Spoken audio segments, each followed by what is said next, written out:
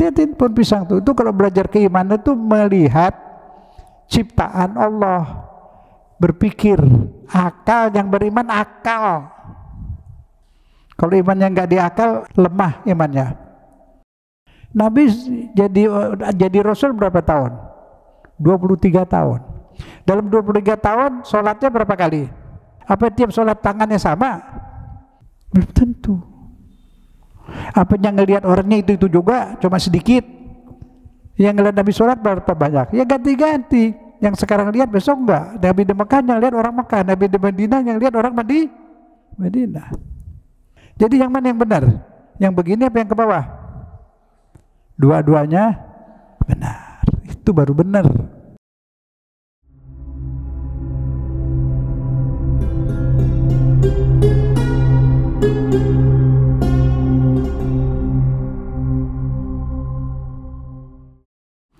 Bismillahirrahmanirrahim. Alhamdulillahirabbil alamin. Salawat dan salam kehadirat Rasulullah, utusan Allah, pembawa agama, Nabi tercinta Muhammad, serta keluarga dan sahabatnya yang baik. Assalamualaikum warahmatullahi ta'ala wabarakatuh. Alhamdulillah, kita masih punya kesempatan sebelum dipanggil pulang ke Allah, masih punya waktu.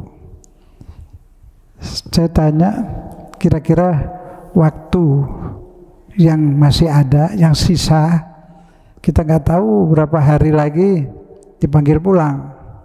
Tahu, ada yang tahu nggak? Nggak tahu. Padahal kita sekarang lagi jalan pulang. Kemana kita pergi, ujungnya pulang ke Allah. Nah, waktu kesempatan ini masih ada. Kira-kira paling bagus kita gunakan untuk apa? Gak apa-apa dah, kita diskusi ya, musyawarah. Kira-kira waktunya yang masih ada nih, gak tahu berapa hari lagi, kita ngapain yang berguna buat di akhirat, yang paling disenangi Allah. Kalau kita pulang ke Dia disayang banget, asal ada syaratnya satu. Ingat gak? Ibadah. Ibadah bukan tujuan. Ibadah resep obat. Ibadah resep obat. Ini sekarang lagi ibadah kelas berat nih, talim. Obat apa? Bukan obat badan, obat ruh, jiwa kita. Yang asli diri kita itu ruh. Tulang nih tengkorak, badan tuh tengkorak. Coba ketok, bunyi nggak? Hah? Apa isinya? Tulang. Tulang kan? Namanya orang menyebut apa? Tulang tengkorak. Betul nggak? Ntar kalau ruh kita udah keluar, jadi apa ini? Kalau ruh kita udah keluar, badan kita jadi tengkorak. Dibuang, dikubur, bau. Nah, yang asli diri kita yang mana? Yang keluar itu disebut mati. Jadi yang mati bukan kita. Nah, ini jangan salah paham. Yang mati badan, karena ditinggalin ruh, ruhnya keluar. Kalau ruhnya keluar, mati. Dikubur, kan bau, kubur. Itu kita itu. Nah, sekarang kalau gitu kita ada dua lapis. Satu badan, yang satu ruh. Keinginan, pikiran, perasaan ada di badan apa di ruh? Tolong pikir. Kita mikir, ada berasa. Itu pikiran perasaan ikut mati apa enggak? Pikiran perasaan tidak ikut mati. Yang mati tengkorak. Karena ruhnya keluar. Jadi kita tahu segala macam, diri kita sendiri kita nggak tahu. Itu kita itu begitu. Kitanya nggak mati. Apa sebab? Badan dibikin di perut ibu. Ibunya makan hasil tanah. Dari Adam dari tanah. Kemati pulangnya ke tanah, badan. Mati dia karena sudah tidak ada ruhnya. Nah kalau ruh keluar dari badan tuh ruh dibawa kemana? Ya kan? Dibawa ke akhirat, ketemu Allah. Innalillahi wa inna ilaihi. Makanya belajar tuh mestinya memahami, bukan ngapal, memahami. Paham nggak arti innalillahi wa inna ilaihi rajiun? Wajib paham. Sepertinya udah berapa kali saya ulang. Inna artinya sesungguhnya. Sudah bilangin kalau datang langsung duduk ya. Sesungguhnya. Lillahi, kepunyaan Allah. Kita ini, dia tuh yang meninggal. Kan kita nyebut depan jenazah kan. Dia yang meninggal juga saya sama. Kepunyaan Allah, milik Allah. Ada nggak berani ngakuin memiliki diri kita? Nggak ada. Ibu bapak nggak bikin, melahirkan. Pemilik yang bikin dong. Dia yang bikin, dia yang pelihara. Di perut ibu diantirin makanan. Udah lahir sediain susu. Udah gede dibikinin beras, terigu, buah-buahan, semua. Siapa yang bikin? Ada selain Tuhan, Tuhan ngaku bikin itu. Ada Tuhan lain ngaku bikin beras? Nggak ada. Cuma Allah di Quran dibilang, bukan kamu yang menumbuhkan, aku yang numbuhkan. Manusia cuma lempar bibit, biji. Yang numbuhkan gede. Pohon kita tanam 1 senti, 2 senti, 3 senti, 4 senti, makin tinggi. Pernah lihat nggak naiknya pohon? Hah? Buah-buahan tuh nggak bakal matang kalau nggak dimasak. Dimasak buah-buahan tuh. Di mana masaknya? Kompornya di mana? Di daun. Dibawa ke daun. Nanti udah masak, dipikir lagi ke renting, ke centing. Masaknya pakai api? Pakai api. Api apa? Api matahari, sinar matahari. Bisa manis, bisa matang nggak tuh kalau nggak ada sinar matahari? Nggak bisa. Sinar matahari sama apaan? Air. Nggak percaya tebang pohon pisang. Isinya apa? Batang pisang. Air. Di batang itu, batangnya bolong-bolong, air semua isinya. Kayak dikit saya lihat orang bikin apa tuh tali zaman dulu kan nggak ada plastik. Batang pisang dibelah-belah panjang segitu, dijemur, tinggal sedikit, kan? Dulu talinya kan itu kuat. Orang beli beras belum ada plastik, pakai kertas semen, terus diikatnya pakai tali pisang, dijemur, kering, airnya habis, kering, kuat. Nah di batangnya itu air melulu. Sama tanam pohon pisang nggak kena matahari, tumbuh berbuah nggak? Nggak. Matahari, api kerjasama sama air bikin pisang. Nah pikirin deh, ya kan? Lihatin pohon pisang tuh. Itu kalau belajar keimanan tuh melihat ciptaan Allah, berpikir, akal. Yang beriman akal. Kalau imannya nggak diakal, lemah imannya. Kalau iman kuat tuh adanya di pikiran. Lihat pun pisang cukup. Bagaimana air sama api kerjasama bikin pisang? Dikulitin, suruh baris kayak orang sholat 2 baris. 1 sisir 2 baris kan? Nah yang nyusun barisannya siapa? Pikir, itu namanya beriman tuh akal, bukan hafalan. Kalau mau hafalan, imannya gampang copot. Kenapa di negeri Islam penjaranya pada penuh? Karena imannya di kuping. Maaf ya, saya minta maaf. Sebagian ditalim jadi tempat lawak. Kalau ustaznya nggak lawak, nggak mau. Saya ditinggalin tuh di mana tuh Cibubur. Wah, serius amat ustaznya. Kenapa bawain ustaz yang begini? Nggak ketawa-ketawa acan. Di sebelah saya ngomongnya dia nggak tahu. Kesian, bukan, udah kebiasaan, bukan salah dia. Dipakai buat melawak. Jadi bisa beriman kalau begitu. Cuma hafal. Burung beo juga bisa bilang Allahu Akbar. Ngerti nggak dia? Nggak ngerti. Kita kan bukan beo. akal. Untuk beriman saya bilang lihat matahari satu cukup. Lihat orang tuh, ini orang keluar dari pabrik, enggak kan? Di perut ibunya dari air. Apa dalam perut ibu ada pabrik bikin manusia? Nah kalau ada, siapa yang masuk ke perut ibu bikin?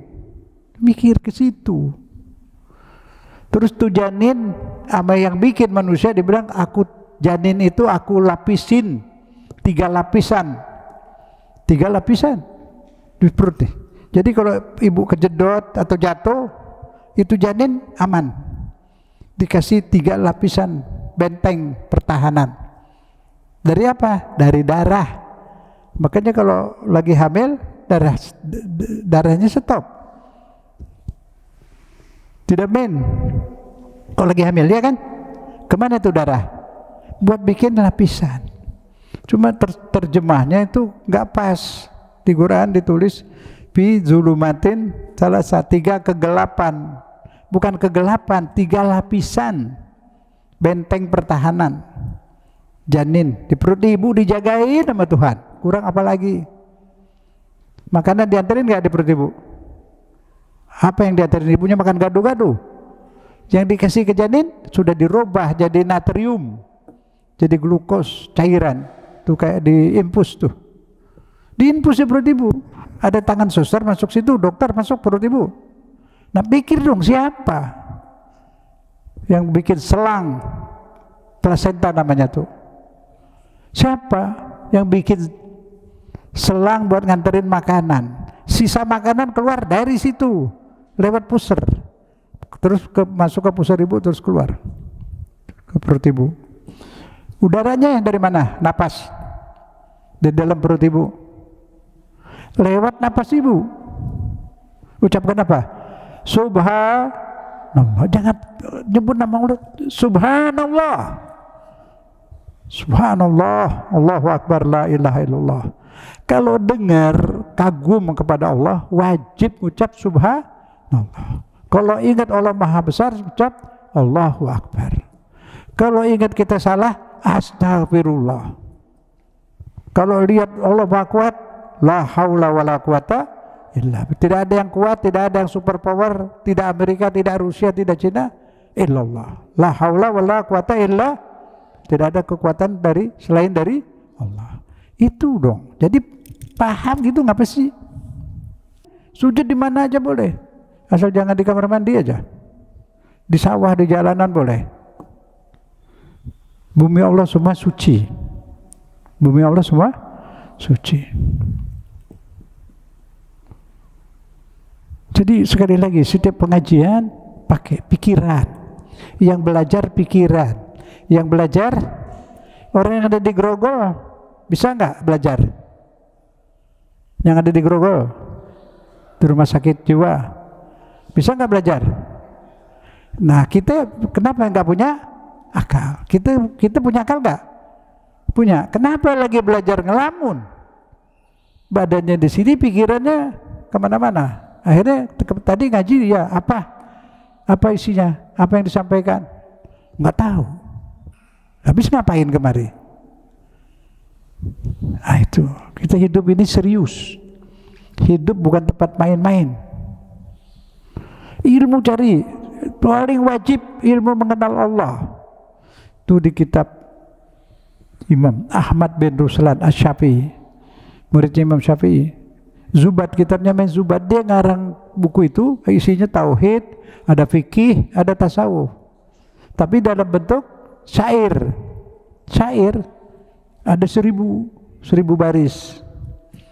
Awal pertama yang paling depan, awalu wajibin alal insani, yang wajib paling pertama banget wajibnya ma'rifatullah bistiqoni, mengenal Allah seyakin-yakinnya. Itu Islam. Itu namanya kitab Zubat. Saya dari umur berapa itu? 10 tahun suruh ngapal di pesantren. Sehari 10 baris. Karena masih kecil, jadi habis sekarang nempel kayak orang ngukir. Masih kecil. Di pesantren Darul Hadis Malang tuh. Jadi artinya apa? Anak-anak juga diajarin bicara serius, keimanan serius, pakai pikiran. Yang beriman itu otak, pikiran, sama perasaan. Ini otak diislamin. Nah, terakhir sekarang. Kita sekarang lagi jalan kemana nih? Innalillahi. Diriku ini kepunyaan Allah. Yang bikin Allah. Yang kasih makan Allah. Yang pelihara Allah. Di perut ibu dipelihara. Lahir dipelihara. Dibikin susu, belum bisa makan nasi, nggak punya gigi, masih ompong. Jadi mesti minum cairan. Allah bikinin susu. Coba kurang apa lagi bukti-bukti bahwa kita ini kepunyaan Allah. Tidak ada yang berani ngaku bikin kita. Tuhan-Tuhan lain juga nggak ada yang berani ngaku bikin kita. Cuma Allah satu. La ilaha illallah. Siapa kita? Auzubillahi nas, malikin nas. Allah pemilik manusia. Ilahin nas, Tuhannya manusia. Berlindung, kata Allah, berlindung. Kamu kalau mau beriman kepadaku, kembali kepadaku, hati-hati. Banyak yang iri, banyak yang benci. Siapa yang benci dan iri mau merusak iman kita, mau kafirkan kita? Baca An-Nas. Kinasilahin nas min syarril, dari kejahatan, pengaruh, bisikan. Khonnas. Nggak boleh nggak tahu, wajib tahu. Siapa khonnas itu? Kalau belajar begini, mesti tahap satu-satu. Khonnas itu siapa? Oh, kata Allah, khonnas itu setan yang kerjanya menghasut kita supaya jadi orang nakal, supaya jadi orang jahat, supaya jauh dari Allah. Itu musuhmu, kata Allah. Kenapa kamu malah menghamba kepada setan? Ya Bani Adam, Allah ta'budu syaitan. Wahai anak cucu Adam, jangan menghamba kepada setan.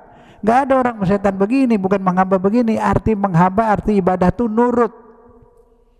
Jangan nurut sama setan. Dia jahat, dia benci sama kamu.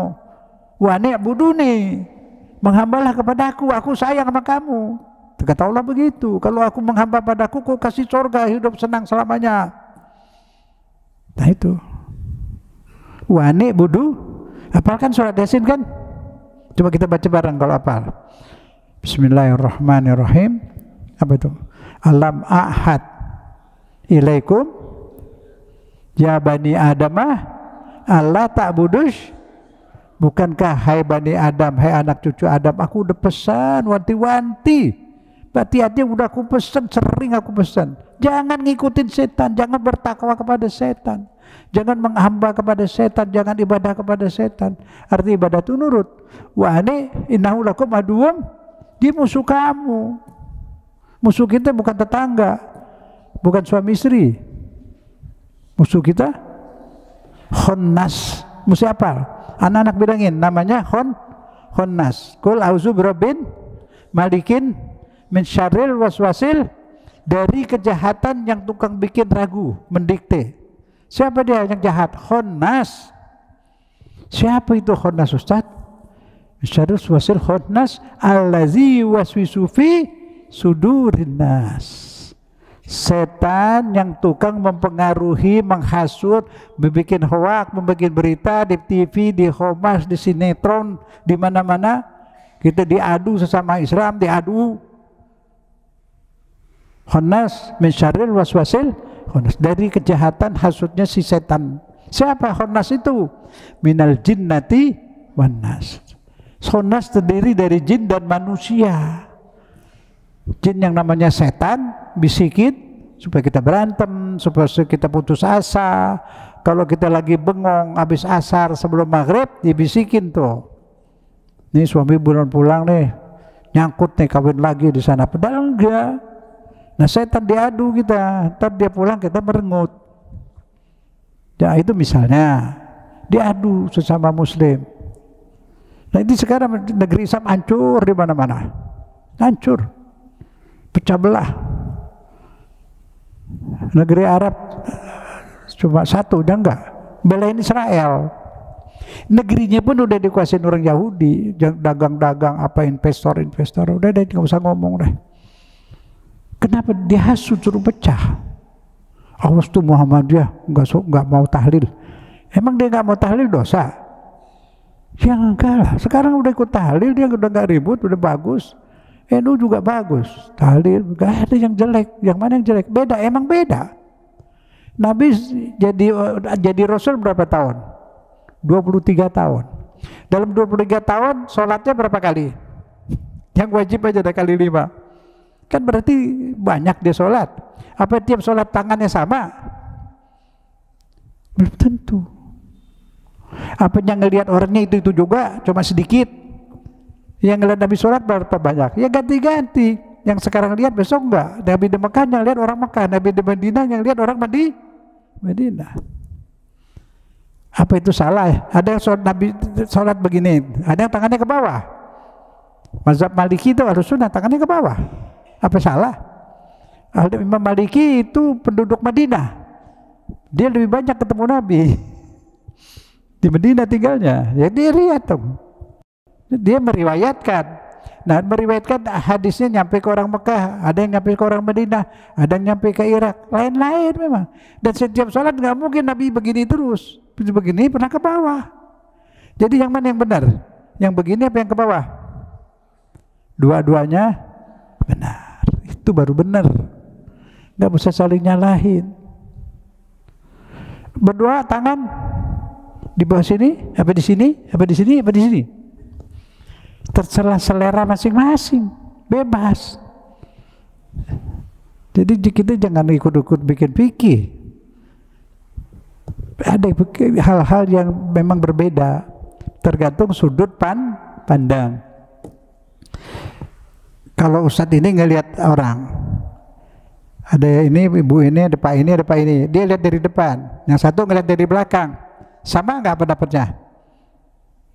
Dulu ada pelawak namanya Darto Helm, botak sini, belakang gondrong.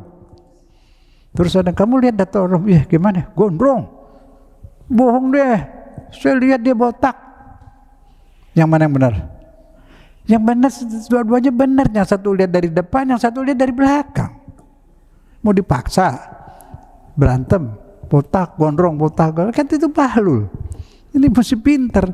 Sudut pandang berbeda. Tapi kalau agama enggak ada Quran.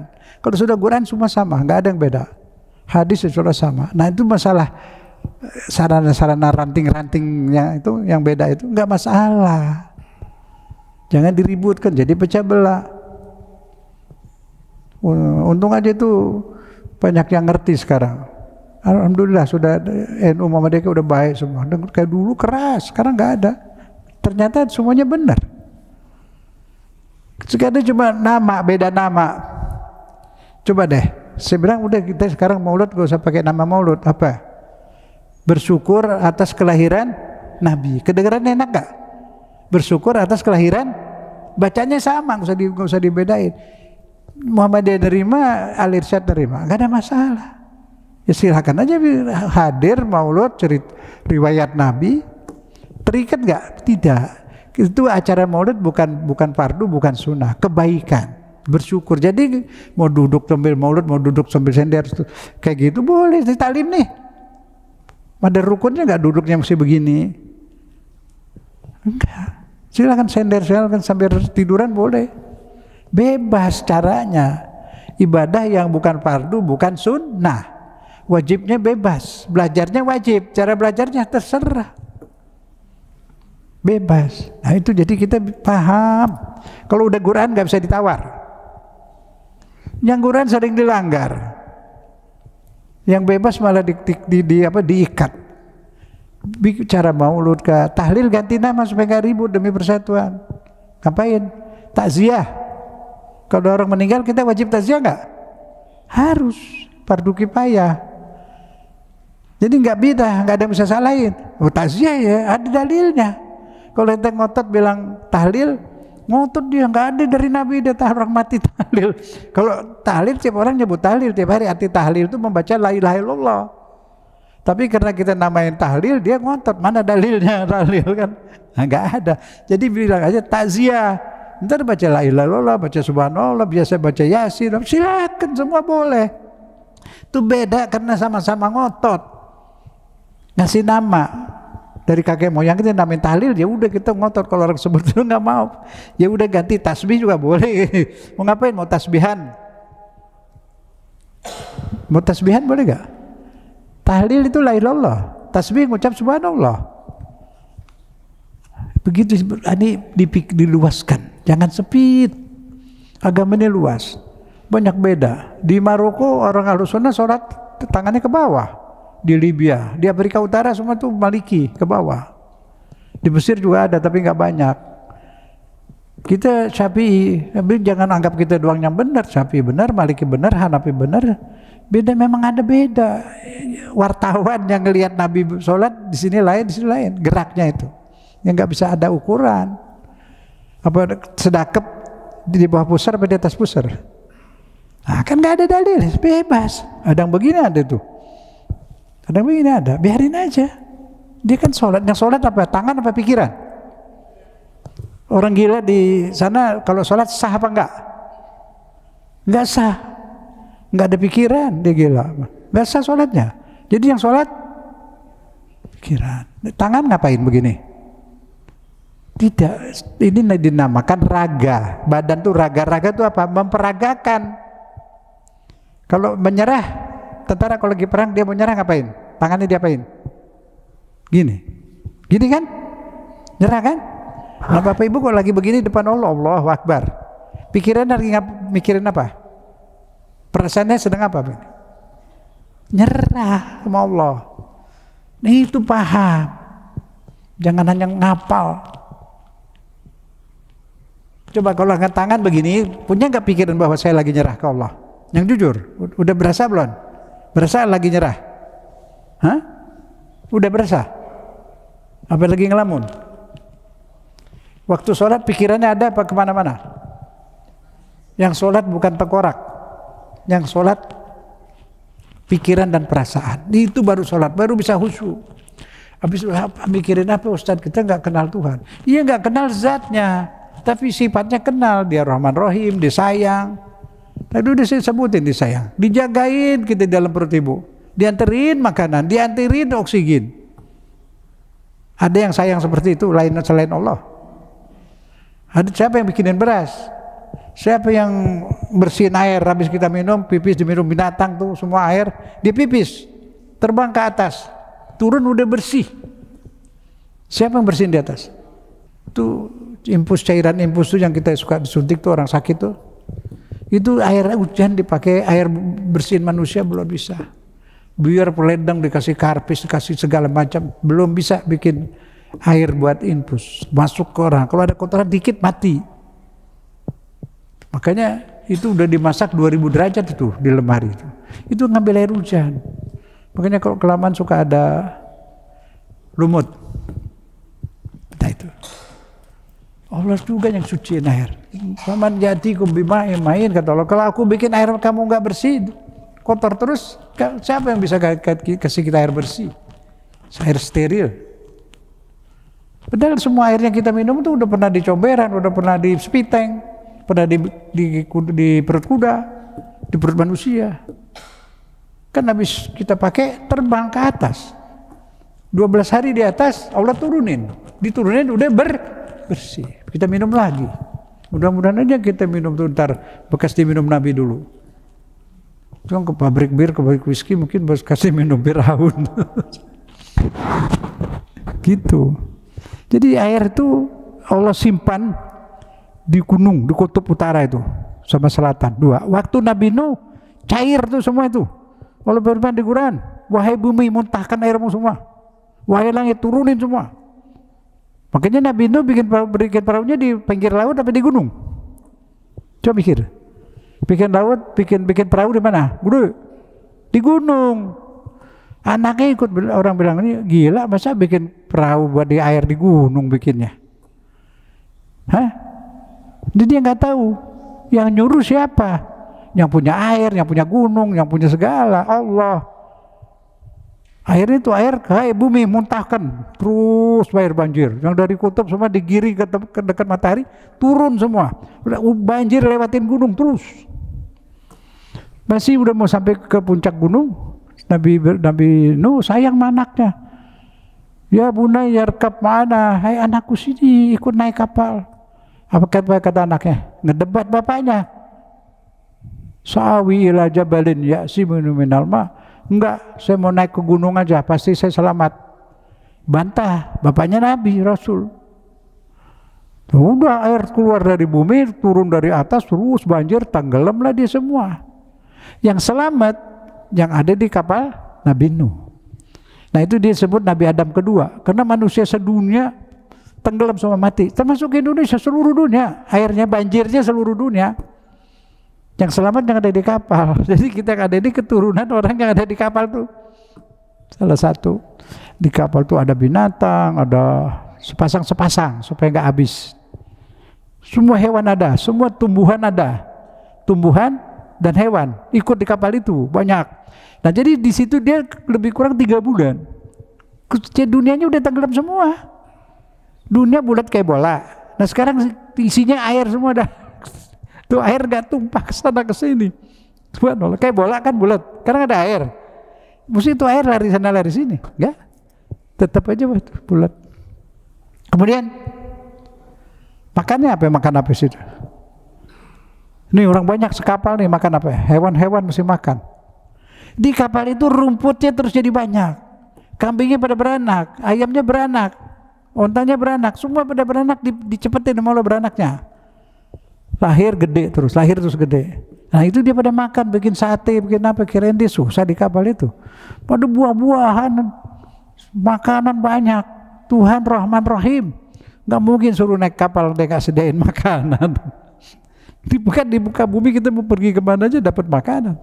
Nabi Yunus di penjara sama Tuhan di perut ikan, lama. Terus dikeluarin dari perut ikan. Kenapa dia dikeluarin? Ada di Quran. Dia baca apa?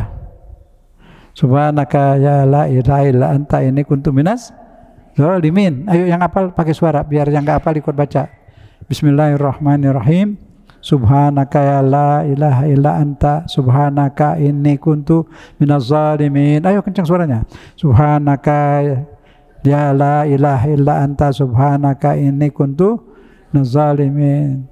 La ilaha illa anta subhanaka inni kuntu minaz zalimin. Suaranya Bapak-bapak, suara. Subhanaka ya la ilaha illa anta subhanaka inni kuntu minaz zalimin. Ini doa paling paten. Banyak orang nggak tahu. Kenapa? Lihat di Quran disebut Nabi Yunus, dia ada dakwah lama banget, hampir 900 tahun, cuma dapat dikit, ngeluh sama Allah, dihukum penjaranya dalam perut ikan, makan di situ lah yang Allahnya kasih. Kemudian dia baca apa di dalam perut ikan? Baca ini, doanya ini. La ilaha illa anta subhanaka inni kuntu minaz zalimin. La ilaha illa anta subhanaka inni kuntu minaz zalimin. La ilaha illa anta subhanaka inni kuntu minaz zalimin. La ilaha illa anta subhanaka inni kuntu minaz zalimin. Hafalin ya. Yang bisa tulisin ya. Di Quran ada, di Quran itu. Surat apa nanti bilangin aja, cari sendiri di Quran. Terus turun ayat kata Allah, wahai Yunus, kalau kamu tidak bertasbih seperti itu, kau masih di perut ikan. Jadi dia nggak bilang Tuhan keluarin saya, dia ngaku dia salah. La ilaha anta, tidak ada Tuhan selain kau. Aku menzolimi dirimu. Setiap orang bermaksiat menzolimi dirinya. Nggak ada orang lain yang dirugiin, nggak ada. Yang rugi dia. Dia jelekin namanya, dia hancurin dirinya. Dia nggak sayang sama dirinya. Kalau dia sayang sama dirinya, dia deketin Allah dong supaya dimasukin surga. Dijauhin dirinya dari Allah. Dia lebih cinta benda, lebih cinta pangkat, lebih cinta segala daripada Allah. Padahal yang paling kita butuhkan di akhirat duit nggak laku. Yang laku duit pahala laku. Bisa buat bayar ganti rugi. Ini kita begini nih, amal soleh itu upahnya dari Allah, upahnya lah sama. Semacam itu namanya pahala.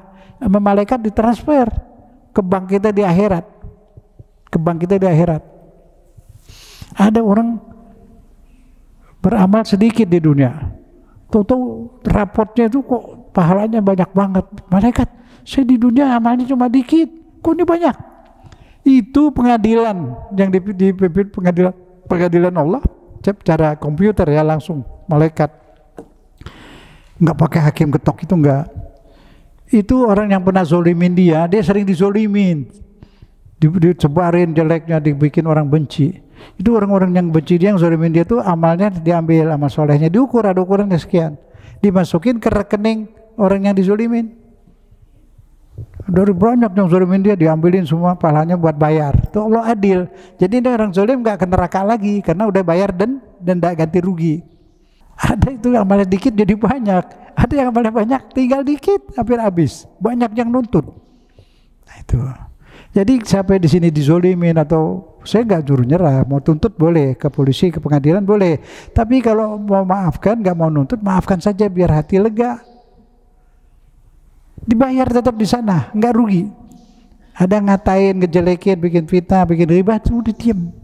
Kalau kita ngelawan jadi sama dia. Kita ngeribahin dia lagi, ya sama dong. Kita bilang dia jahat karena ribah, nah kita ribah nggak jahat, sama. Nah kalau mau di akhirat dia pasti bayar sama Allah. Allah Maha Adil. Nah, tidak ada kejahatan, kezoliman yang gratis. Dunia besar dia sogok-sogok polisi, pengadilan, tapi di akhirat akan ada pengadilan banding. Maliki Yaumiddin, tuh surah Al-Fatihah itu Maliki Yaumiddin. Kekuasaan pengadilan hukum dikuasain Allah. Allah sendiri yang adilin. Jangan bilang, aduh saya begini, saya nyerah, ngalah aja maafin. Wah, apa itu? Buat apa kita kalah? Bukan kalah, menang. Yang kalah yang zolim. Yang kalah yang zolim, dia tetap harus bayar di akhirat. Jelas ya? Semua itu nggak ada yang kosong. Sedetik apapun, sekecil apapun kelihatan. Gak apa-apa deh, saya cerita dikit. Saya dulu ke Malang, ada tugas gitu. Terus ada teman pernah kenalan, dia bawa mobil, dijemput dari hotel, dianterin kemana saya mau, 2 hari kalau nggak salah. Saya nggak sadar, saya pulang ke Jakarta. Terus loh, dia itu masih mobil. Dia narik, dia nggak bilang. Jadi dia naksi gitu, kayak taksi. Tapi nggak ada tulisan kan, nggak bilang kan. Sampai Jakarta saya pikir, saya mesti bayar tuh. Kan nggak tahu. Kesana udah meninggal, kasih anaknya. Pulang ke Jakarta, pikir lagi, ini masih kurang. Titip lagi.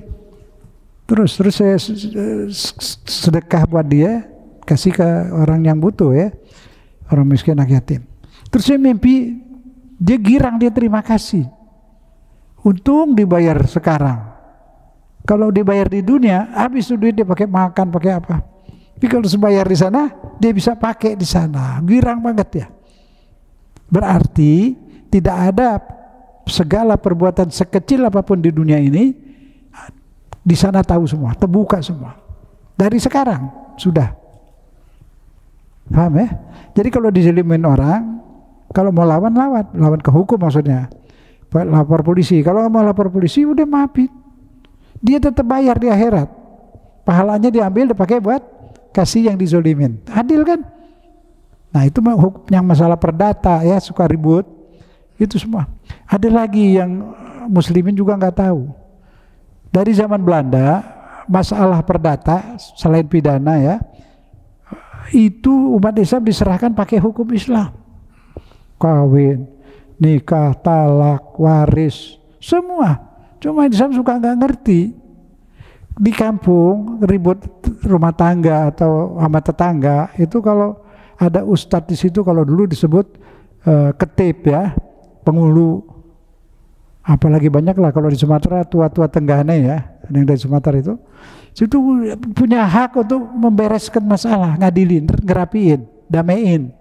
Jadi kalau polisi datang, kita bilang, Pak, kita mau urus, Bapak silakan. Polisi nggak boleh. Kalau masih ada sesepuh ya, atau ustadz atau kiai mau beresin soal perdata, itu punya hak. Soal ribut tetangga apa, polisi nggak usah ikut campur. Mesti umat Islamnya itu mesti bangkit, mesti pinter. Sekali lagi saya ulang, selain masalah pidana, kriminal, itu pemimpin atau ustadz atau sesepuh di kampung punya hak untuk damaiin. nggak usah polisi. Kalau udah nggak bisa baru ke polisi. Kecuali masalah pembunuhan, itu kriminal, ya polisi. Jadi talak, rujuk, ribut, semua itu masih tetangga. Ribut suami istri, kedua keluarga bisa dilibatkan, dipanggil sama ustadz dari keluarga suami, dari keluarga istri, 4 kali. 4 kali itu damaikan. Agama ini bagus, cuman tidak dipahami pakai, nggak mau paham pakai akal, nggak mau ngikut begitu. Innalillahi wa inna ilaihi raji'un itu belum selesai, artinya apa? Nggak tahu. Iya kan na'budu wa iyyaka nasta'in, nggak tahu. Secara masalah di mana daerah Parung ya, Parung sana. Tahu lupa ada saya. Oh Ciputat. Tanya di Masjid Salim. Ibu tahu nggak saya pasti putri Nabi? Nggak tahu. Siti Fatimah nggak tahu. Nggak pernah dengar Ustaz. Udah berapa tahun ngaji? Lah dari dulu. Tuh nggak ada itu pelajaran yang penting-penting. Sebenarnya Ibu Teresa tahu. Nama bintang film? Tahu. Nama penyanyi? Anak-anak mau ditinggalin anak-anak yang seperti itu. Cintanya sama bintang film, sama penyanyi. Apa ajarin dia cinta kepada keluarga Nabi? Maksud keluarga Nabi itu Sayyidina Ali, Hasan Husain dan Siti Fatimah. Dan kalau ibu-ibu itu mesti cinta ke Siti Fatimah. Dia yang bagian-bagian syafaat. Bapak juga. Itu kesayangan Allah. Disayang Allah itu. Ada lagi putrinya, iya putrinya, Zainab. Itu seumur hidupnya itu menderita, belain umat Islam. Sampai dipanggil Ummul Masaib, ibu-ibu musibah. Dia yang di Karbala itu, ponakan-ponakannya masih bayi dibunuh. Air gak dikasih air, pada nangis, minta air, minta air. Pamannya ambilin air, dipanah. Dia ngambil air susah dari sungai. Di pedang sini, buntung. Digigit itu airnya. Udah sampai dekat pintu tempat anak-anak, udah pada seneng, air datang, dipanah. Dari kulit kan airnya, bocor. Disiksa luar biasa. Berhari-hari keluarga Nabi itu. Oleh orang munafik, dia tidak Islam tapi pura-pura Islam. Hampir sekarang. Dari Bani Umayyah itu, Bani Abbas. Sampai sekarang tuh yang jadi ISIS. Ngaku lagi. Dia rebut negeri Suriah, direbut dia. Dia pemimpinnya. Diundang imam saya itu Muawiyah. Abu Sufyan. Itu musuh Nabi, tukang bunuh Nabi dan seluruh keluarganya itu. Jadi ISIS. Dan benci sama keluarga Nabi. Benci. Oke, kita lanjut, itu sekedar tahu. Dan dia yang sering dia udah sama Yahudi, ngerebut Suriah juga bukan Israel. Jadi dari zaman Nabi sampai sekarang. Di zaman Nabi itu ada surat Al-Quran namanya Ahzab. Ada nggak surat Ahzab di Quran? Ada. Ahzab itu kumpulan jahiliyah, Yahudi, Nasrani jadi satu. Nah, jadi kalau bahasa sekarang koalisi. Koalisi. Nah, koalisi ini beberapa suku memerangi Nabi di Madinah. Nah, koalisi bahasa Arabnya itu Ahzab. Dari hizib. Beberapa hizib jadi Ahzab. Nah, ada masjid di sebelah Intirub di Halim. 20 tahun yang lalu saya kasih tahu. Pak tolong, saya turun dari mobil, turun. Pak tolong ganti jangan namanya Ahzab. Ahzab itu artinya kumpulan orang-orang jahat. Dicopotin. Nggak lama datang lagi tuh siapa di situ, jangan dengerin tuh. Pasang lagi sampai sekarang. Ya saya nggak mau lagi bilangin, cukup. Saya udah nggak dosa. Al-Ahzab, diambil dari Quran, nama Quran, tapi itu artinya komplotan penjahat. Ahzab aja dong Quran dong. Ada lagi kalau di Pondok Gede lain lagi ada Madrasah Al-Baqarah. Dulu 30 tahun yang lalu saya turun, Pak tolong Pak, ini ya kan dari Quran, ya itu artinya sapi. Emang yang sholat sini sapi? Copotin, ngerti, nerima, ganti nama. Suka dicari, banyak saya temuin. Dulu saya ngajar di SMA juga, ada orang dari daerah mana, lagi lihat absennya, namanya Samud. Itu nama raja jahat. kayak Fir'aun. Saya ganti situ Abdul Somad. Nah, dulu kan ngambil gitu. Kalau sekarang enggak, sekarang udah banyak pemuda-pemuda yang pintar, banyak kuliah di Mesir, kuliah di Syria, di mana. Alhamdulillah, dulu kan masih jarang yang bisa seperti itu. Maksud saya, segala apa-apa itu dipahami. Tadi innalillahi, masih ingat kan? Inna, bahwa saya, kami, lillah, kepunyaan Allah. Lillah, kepunyaan Allah, diri kita milik Allah. Enggak, diri saya punya saya. Ambil silet, kita iris tangan saya, tangan kita, boleh nggak? Nggak boleh, dosa besar. Di Quran, jangan celakakan dirimu. Tuhan sayang sama kita. Coba, ada azimah, ada rukhsah. Kewajiban ada namanya azimah, yang azimah itu artinya pasti, sholat wajib, azimah. Nanti kalau lagi musafir, boleh di qasar, di jamak dua-dua, itu rukhsah, dikasih keringanan. Dia Allah sampai ke situ baiknya. Padahal banyak orang bilang saya masih kuat. Tidak, Allah sayang sama kita. Disuruh qasar ya qasar, kalau musafir ke Surabaya kemana, qasar. Jangan pakai otak, pakai akal yang nggak sehat. Wah, saya masih kuat. Enggak, Tuhan lebih tahu. Qasar ya qasar. Itu waktu namanya ada jam biologi, misalkan. Jam biologi, badan kita itu adaptasi. Kalau kita pergi ke Surabaya misalnya naik pesawat, turun jet lag tuh. Jet lag. Belum nyatu pikiran kita itu, waktu belum nyatu, lagi berubah. Jadi kalau kita lapar bisa sakit. Tuhan sayang banget. Kalau kamu pergian, jamak saja, sholat yang 4 jadiin 2. Disayang nggak tuh? Kita ngerti dong. Jangan pakai otak kita, oh sayang mah kuat terus, jangan. Apalagi puasa, kalau Allah suruh batalin, batalin. Nurut sama Allah, nurut. Nanti ganti. Kalau perginya sesudah zuhur, berangkatnya boleh nggak batalin? Tapi kalau dari pagi batalin. Siapa yang suruh? Tuhan saya suruh. Kenapa disuruh? Ya dia sayang supaya saya nggak sakit. Kan perut kosong gampang masuk angin. Jadi kalau ke Surabaya kata Allah suruh, ya udah. Jangan berasa kita lebih pintar dari Allah lah. Ya nggak, Tuhan suruh nggak? Terima dong, ikutin, taat. Ya kalau ada yang puasa jangan diomelin, biarin aja. Itu urusan Allah. Saya yakin juga Allah maafin. Tapi lebih sopan kalau Allah kasih rukhsah, kita terima. Sopan sama Allah. Itu aja. Tuhan tahu. Itu jam biologinya itu belum. Ya ada jam biologi. Waktu makan jam sekian, di jam sekian. Waktu tidur jam sekian, itu dia udah siap. Biasanya makan jam 12, nggak makan, perut udah nagih. Biasa sarapan pagi terus nggak sarapan, masuk angin, sakit perut. Kecuali lagi puasa. Lagi puasa kan niat, nawaitu soma godin. Itu ngasih tahu siapa? Ngasih tahu Allah. Allah nggak saya kasih tahu, dia udah tahu kita mau puasa. Itu ngasih tahu jam biologi tubuh kita itu yang mengikat waktu. Saya mau besok mau puasa, jangan pakai sarapan ya. Nggak sakit perut. Yang biasa mah juga kalau udah niat puasa nggak mah. Yang malas-malas puasanya sakit mah. Coba deh, kalau nggak puasa pagi, tidak puasa nih, nggak sarapan, ditagih nggak? Tagih. Kalau kita niat mau puasa, enggak. Itu fakta itu. Pokoknya ajaran Tuhan, Tuhan yang bikin manusia, dia lebih tahu. Dia lebih tahu.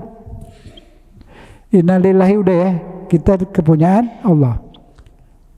Wa inna ilaihi, dan sesungguhnya kita sekarang nih lagi sedang jalan pulang. Sedang jalan pulang. Pulang kemana? Ke rumah? Enggak, mampir. Kalau pulang nggak balik lagi. Rojiun tuh lagi jalan pulang. Kita tuh lagi rojiun. Yang udah mati, dia udah mati, udah nyampe. Nggak rojiun, yang lagi rojiun kita. Sampainya besok, apa ntar, apa masih lama nggak tahu. Nah kembali ke masalah kita. Mau diapain nih umur? Sisanya tinggal dikit. Matinya nggak tahu kapan, pulangnya kapan nggak tahu. Nanti sisa nih besok-besok mau diapain, mau diisi apaan? Sholat Ustaz, ngaji Ustaz, ya benar. Terus saya sholat ngaji itu bukan tujuan, itu resep. Tujuannya satu. Saya lagi sebarin nih, udah banyak yang nerima, udah jutaan. Apa? Syarat masuk surga cuma satu, kolbun salim. Masih ingat? Kolbun salim. Nah, kolbu itu apa? Itu kita. Kalau badan ini tengkorak, kita mati nggak? Enggak. Karena ruh kita dari tiupan ruh Allah, jadi nggak pernah mati. Nah, mesti tahu diri nih, kita nggak mati. Kalau mati enak udah jadi tanah gitu. Nggak mati, tanggung jawab di akhirat.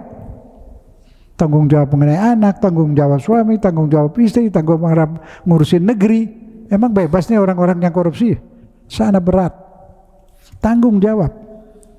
Nah, ini di sini ujian. Sana ntar ada rapot. Kalau rapotnya merah, dia di tempat yang merah.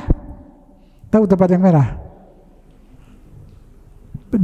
Dikandangin, tapi kandangnya dari api neraka dulu orang Jawa. Ya'udzubillah lah, insya Allah enggak. Cuma kalau saya yakin yang ada di sini udah ke surga. Cuman mau kelas rendah apa kalau kepengen nggak tinggal di surga sebelah Rasulullah? Itu orang-orang soleh. Pengen? Nah itu ditingkatkan. Saya rasa udah aman. Cuman cari pangkat. Di sana pangkat-pangkat loh, nggak sama. Enggak dong, yang ibadahnya tinggi masa sama yang benar rendah, nggak adil. Disebut di Quran ada surga ini. Udah tinggal nyampenya doang. Berangkatnya tahu alamat surga, tahu nggak? Siapa yang tahu alamat surga? Pergi aja duluan kalau tahu.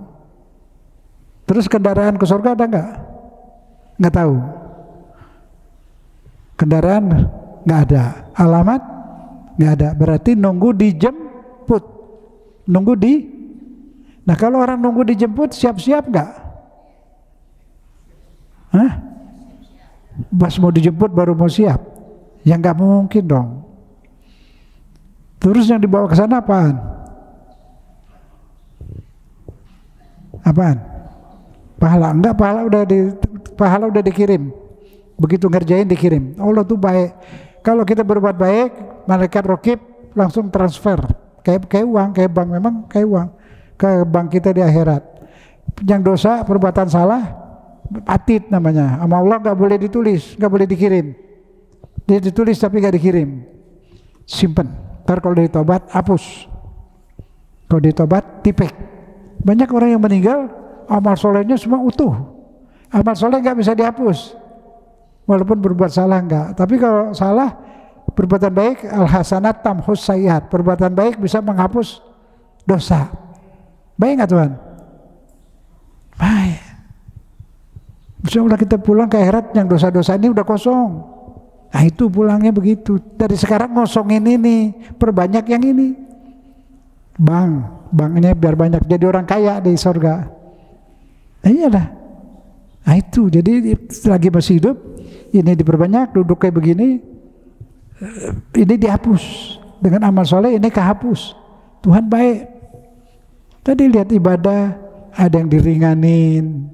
Rahman Rahim Allah tuh sayang banget sama kita nih, manusia. Tapi kok Ustaz, Tuhan sayang kok kita nggak kaya? Ya itu Tuhan sayang. Kalau kamu kaya bahaya, ada garong masuk. Kamu ngelawan dibunuh, malah duit habis. Bunuh lagi. Mana tahu? Mau tahu nggak kita besok bakal apa? Nah kita mau masuk ke jurang, kita nggak lihat, sama Allah disingkirin. Itu namanya disayang. Tahu nggak siapa yang disayang? Yang ada di masjid, yang belajar ilmu Allah, belajar mengenal Allah, sampai hatinya terikat ke Allah, itu disayang. Kalau dijadiin orang kaya, emang kaya terus? Emang orang kaya senang? Boleh jadi orang kaya, bagus. Allah suruh, nggak dilarang. Silakan cari duit banyak-banyak buat bantu family. Tapi bahagia itu bukan di situ. Duit bisa beli enak, pedas, manis, lezat. Di sini kan? Betul. Bisa nggak beli senang? Nggak ada. Enak bisa, senang nggak? Bahagia nggak? Bahagia adanya di pikiran, di perasaan. Orang yang bahagia yang mana? Ntar dikit lagi, baca deh di rumah. Diktat yang ini. Yang ini ada. Baca apa judulnya? Himpunan Murah Senyum, Anti Kesel dan Sebel. Senang, pasti bahagia. Pasti. Sekarang saya mau tanya, yang bikin orang susah hati apaan? Sebel. Apa lagi? Kesel. Apa lagi? Pegel. Nah, buang aja, habis. Jangan disimpan pegel, sebel, disimpan, ya susah sendiri. Biar jadi presiden juga mantan presiden. Apalagi kalau dikatain tiap hari, enak ya, duitnya banyak. Sebel nggak? Kelihatan, ngeluh, sebel, kesel. Yang masukkan ke pikirannya, ke perasaannya siapa yang sebel, kesel? Dia sendiri. Ada yang sebel sekarang? Siapa yang kirim tuh sebel? Jadi katain Ustaz, ya, tapi kan nanti simpan, nanti rekam di kepala, hapus, pasti hilang. Bisa nggak ngapus sebel? Ngapus kesel? Bisa. Bahagia hidup, Tuhan sayang. Allah mandang manusia bukan bajunya, bukan mukanya. Apa isi otaknya, apa isi hatinya. Oh, banyak kesel, banyak dendam, benci. Udah nggak bakal disayang. Allah menyayangi yang hatinya bersih. Bahasa Quran apa namanya tadi? Qalbun salim. Hatinya bebas dari benci, dari kesel. Baca deh nih. Kalau ada rezeki, fotokopi bagiin orang. Biar pada senang, kesian. Senang di dunia, senang di... Nah, mau ngapain? Nyimpen dendam, nyimpen benci, merengut terus tiap hari. Nanti saya kasih diktat. Sudah saya tulis. Apa, ditaruh di depan rumah. Orang pada datang, pada senyum ke rumah, masuk ke tempat saya. Kenapa dibaca di depan? Anda berada di ranah ramah senyum, anti sebel, anti kesel. Deh, jadi baca terus disenyum deh. Buang keselnya, sebelnya. Mau senang di situ, bukan di duit. Di duit juga penting, tapi di situ. Buang sebel, buang kesel.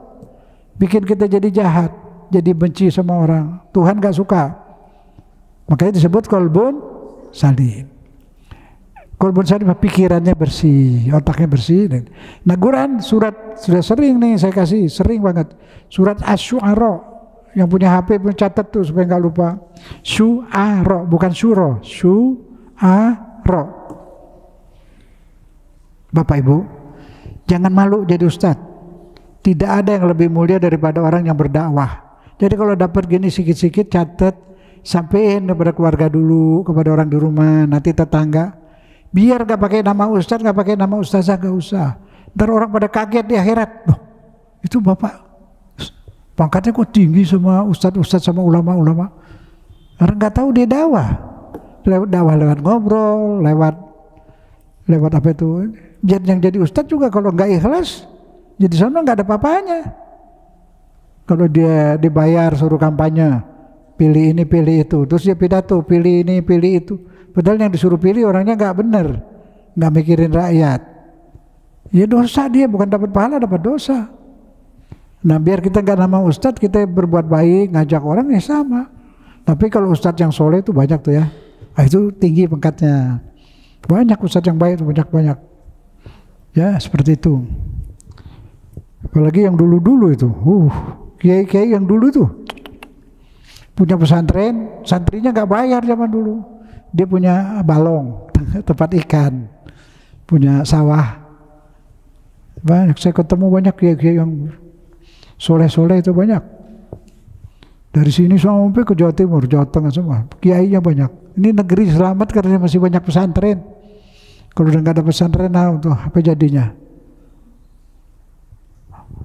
Partai-partai jahat semua, hati partai Islam. Ya, saya ngomong apa adanya. Ada yang mikirin Islam tuh? Nggak ada. Anggotanya di penjara semua pada korupsi. Jadi siapa mau bela Islam? Ya kita semua. Santren masih ada kiai-kiai, santri-santri. Ya, Bapak Ibu kalau punya anak ada kedokteran boleh, Apa saja boleh, tapi bikin soleh.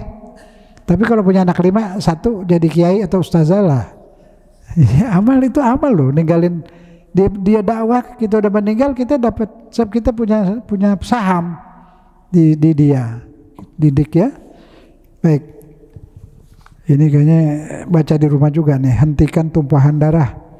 Iya, lihat dunia udah begini, di mana-mana bikin senjata, darah, perang sana sini. Makanan yang bergizi mahal, susu, madu mahal, yang sehat jarang di ini, bikin senjata terus buat bunuh orang. Dunia kita itu. Baca ya, penting buat ngobrol-ngobrol, pakai aja nih, ambil sini baca. Lalu kalau ustazah aja sombong, biarin, mau bilang apa kayak masa bodoh. Nabi-nabi dakwah dilemparin batu. Biarin aja, jalan terus.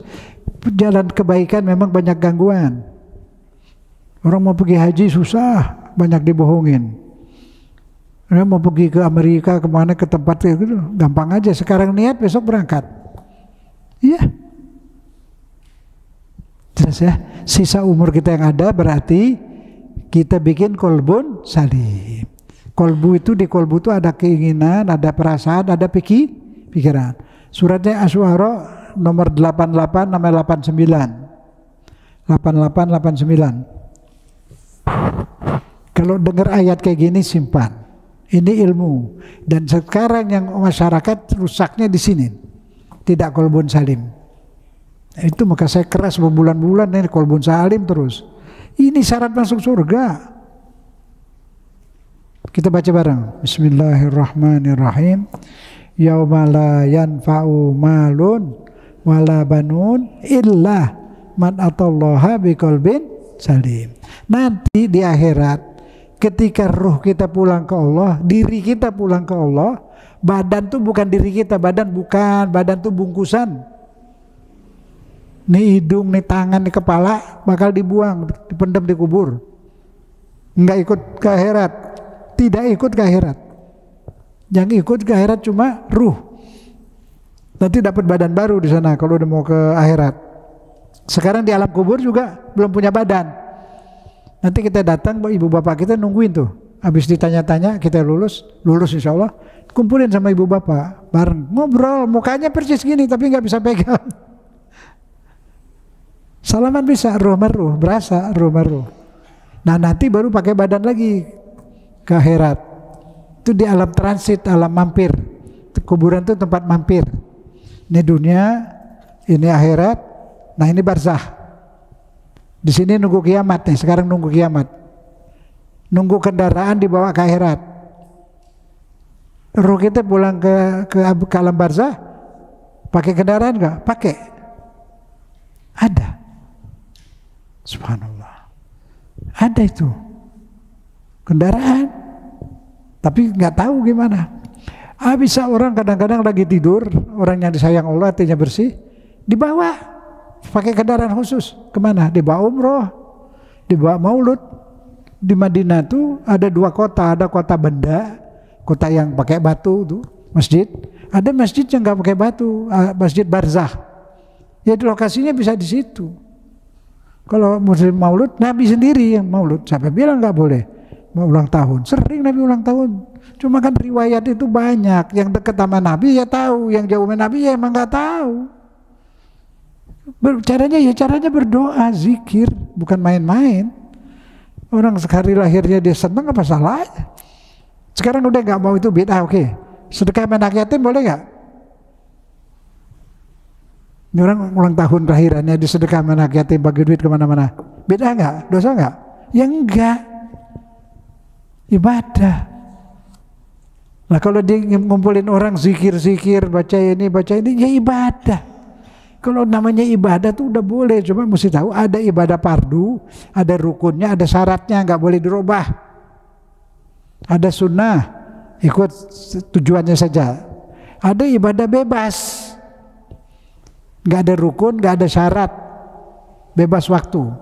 Ini kita mau ganti stadium, kita mau ganti jam berapa lain, boleh nggak? Pakai dalil nggak? Enggak, ini namanya ibadah bebas. Boleh duduk, boleh belonjor, rebahan boleh. Ibadah bebas, ini ibadah ini. Ada ibadah beda, tanpa rukun, tanpa waktu, tanpa syarat. Pahalanya tinggi sama. Banyak orang mau bikin tahlil, silakan. Yang begini yang dilarang. Narkoba tuh musuhin, penjol tuh musuhin, udah banyak korbannya. Puluhan ribu anak-anak jadi pencuri, jadi pembunuh, kecanduan dan sebagainya. Kok itu? Kenapa mesti orang duduk berzikir yang dilarang? Aneh ini manusia. Makanya saya bilang pahamin agama. Ibadah tuh ada ibadah hobi, ada zikir hobi, ada zikir. Zikir yang paling tinggi itu zikir pikiran. Coba duduk. Itu pohon pisang, air. Alladzi khalaqa minasyajar, Tuhan yang menciptakan pohon akhdar, hijau. Hijau itu berarti pohon, kalau hijau itu lihat ada airnya. Terus apa lagi? Di matahari ada api. Api sama air kerja sama bikin pisang, bikin jambu, bikin anggur, bikin semua. Mikir dong. Kenapa tuh air di pohon pisang gak kering? Dipelototin matahari. Malah dia kerja sama. Padahal dia gak bisa bersatu tuh. Air bisa madamkan api, api bisa ngeringkan air. Tapi di pohon pisang, di buah-buahan semua, dia kerja sama bikin buah-buahan. Nah, Tuhan yang suruh. Kita ngucap apa? Subhanallah. Kalau kagum kepada Allah ngucap, itu zikir yang paling mahal tuh. Zikir pikiran. Matahari umurnya udah berapa tahun? Jutaan tahun. Sebelum ada kita, jutaan tahun matahari udah ada. Berarti bukan manusia yang bikin, bukan hewan, bukan siapa-siapa. Siapa yang ada sebelum segala ada? Hanya Allah. Kenapa semua ada? Karena ada yang ada tanpa diadakan. Yang pertama ada. Tidak bermula adanya. Tidak dilahirkan. Tidak di apa-apakan. Dia ada dan dia tidak diadakan. Karena segala yang ada mesti ada yang ngadain. Nah yang ngadain segala yang ada, dia sendiri tidak diadain. Nah itu dia Allah. Jutaan tahun tuh matahari. Pernah dengar matahari diservis?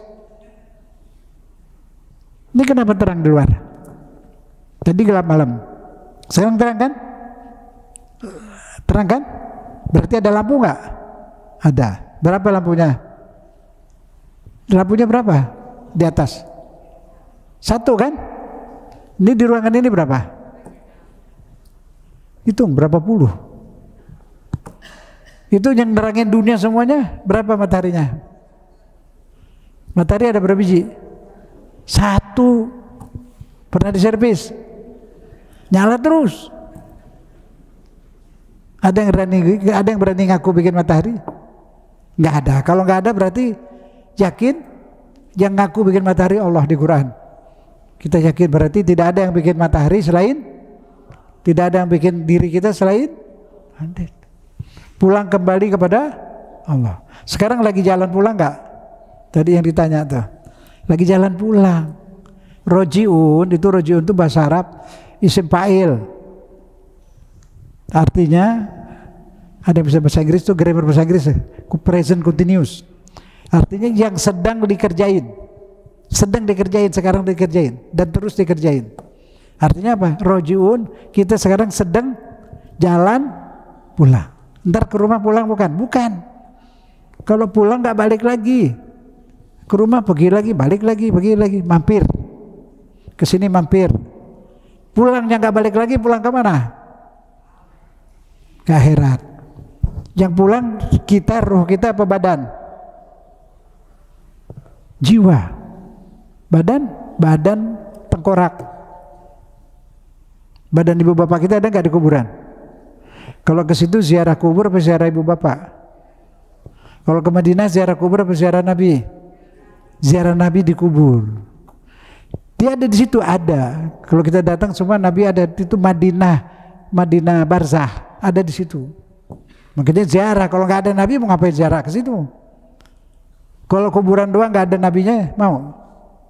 Ke kuburan bapak kita nggak dikubur situ, cuma dibikinin kuburan bohong.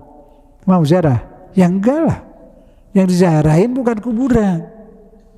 Ziarah Nabi ke Madinah, ke sini ke ziarah ibu, ke ziarah bapak. Lalu kita bilang ziarah kubur, orang nggak ngerti bilang wah bid'ah kamu syirik ziarah kuburan. Padahal itu bahasa maksudnya ziarah ahli kubur yang ada di situ. Supaya nggak ribut, bilang aja saya mau ziarah bapak saya, ibu saya. Lu memang bisa ada situ? Ya ada. Yang mati tengkoraknya, orangnya hidup. So, ruhnya roh Allah. Nah sekarang berani nggak kita mati? Berarti kita hidup. Ngapain hidup? Di sana tanggung jawab, diminta pertanggungan jawab. Kamu kenal Tuhanmu? Ya. Siapa? Allah. Nurut gak ke dia? Nah, itu dikit sih. Ini sih lulus semua. Kan udah ikut ini bimbel. Ini kan bimbel. Di sini ngapain? Bimbingan belajar hidup. Bagaimana hidup yang menuju ke surga. Bagaimana hidup supaya punya kolbun salim. Kalau nggak belajar bisa nggak? Nah itu. Nah kolbun salim itu apa? Pikiran bebas dari segala sebel, kesel, benci. Nih diktat yang ini nih, himpunan murah senyum, artinya kita berhimpun makhluk Allah yang murah senyum. Jadi udah kita kasih nama tuh, tapi di luar dinamain apa? Grup kolbun salim. Grup kolbun salim. Kita salamannya begini, salam kolbun salim. Jadi gini, saya pikir begini lebih baik.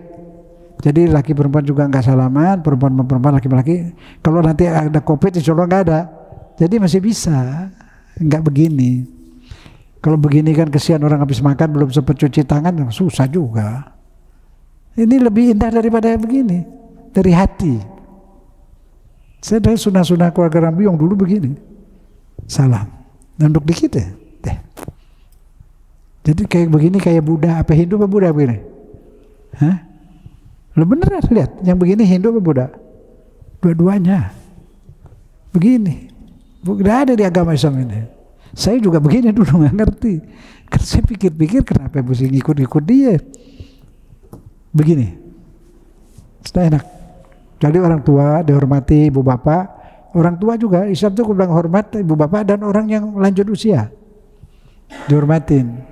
Ya udah lanjut. Ini anjuran aja, bukan wajib, enggak, sudah juga enggak, bebas. Cuma saya pikir mau ada COVID udah banyak pada pakai ginian. Di Malaysia, Jepang udah kita berdua semua, di sini enggak. Ini belum, bukan belum, insya Allah nggak masuk kemari deh. Bikinan itu, bikinan betul. Bukan alam, bukan bikinan orang-orang jahat lah. Banyak yang dagang obat di luar negeri itu, terus kita itu pada beli, kalau nggak perlu jangan deh. Dia nyari duitnya ke situ. Ya obat. Dulu kan itu menteri kesehatan kita ditangkap karena dibocorin tuh mau bikin penyakit. Dunia udah jalan. Siapkan diri di surga nanti berapa tahun? Selamanya. Nggak kepengen, selamanya senang. Terus sampaikan surga senang. Bisa tinggal di air, tidur di air, bisa makan di air, kayak ikan gitu. Ya, insya Allah deh. Siap-siapkan apa? Apa ini mau berangkat pulang ke Allah bawa apa? Masih ingat nggak? Bawa kolbun salim. Salim bebas dari penyakit. Di kolbu ada apa? Ada keinginan, ada pikiran, ada perasaan. Keinginan sesuaikan dengan keinginan Allah. Sesuaikan keinginan kita dengan keinginan Allah. Isi pikiran kita dengan ingat kepada Allah. Isi perasaan kita cinta pada Allah. Masuk surga, kelas tinggi. Kelas tinggi. Kaget nanti yang di dunia dimuliain, mulia orang pada muliain, di sana bisa di surga, bisa di kelas rendah, bisa juga di atas. Tapi mungkin yang di sini orang tidak begitu hormatin, tapi di Allah pangkatnya tinggi. Bukti siapa? Bukti sudah cerita itu siapa? Uwais Al-Qarani. Apal dong, ceritain ke anak-anak. Uwais Al-Qarani, anak muda pengembala kambing, miskin, kerja ngembala kambing, tapi dia sayang sama ibunya, bapaknya nggak ada, yatim. Mandiin ibunya, masakin makanan ibunya, mijitin, segala, setia banget. Ini ceritain buat anak-anak, ceritain. Apalin namanya siapa? Uwais Al-Qarni. Anak-anak tuh kalau melalui cerita tuh masuk. Al-Qarni. Tahu-tahu Nabi di Madinah, ini orang cinta sama Nabi, tapi belum kenal, dia orang Yaman, di Yaman tinggalnya. Mau ke Madinah, kangen sama Nabi. Bilang, mama saya udah ngumpulin duit, udah punya ongkos, saya rindu kepada Nabi Muhammad. Ibunya bilang, nak, aku masih membutuhkan kamu, nanti saja. Iya mah, udah setia banget sama ibunya. Tuh Nabi di Madinah ngasih tahu para sahabat, nanti kalau ada orang datang sini namanya Uwais Al-Qarni, kalian minta doain nama dia, tawasul. Anak kecil, nggak terkenal, miskin, di langit terkenal, di alam malakut terkenal. Sampai Nabi kasih itu ke sahabat. Sekali dia pernah mau datang, kedengaran ada sahabat, ada Sayyidina Ali kalau nggak salah, dihalangin jangan sampai Uwais datang ke Madinah, Nabi udah meninggal.